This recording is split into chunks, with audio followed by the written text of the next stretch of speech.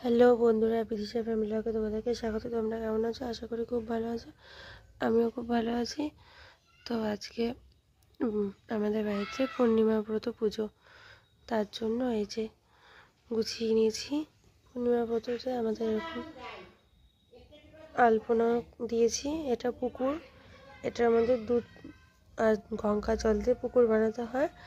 আর এইখানে আছে হাঁড়ি, কড়াই, উনুন, গামলা, থালা, গ্লাস, বাটি, আমল দিস্তা, তারপরে খুন্তি, এই যে বর বউ পুতুল, উনুন সব আছে। আর এটা ধানের ছড়া দিয়ে দিতে হয়। আর এটার মধ্যে সিঁদুর দিয়ে দিয়েছি।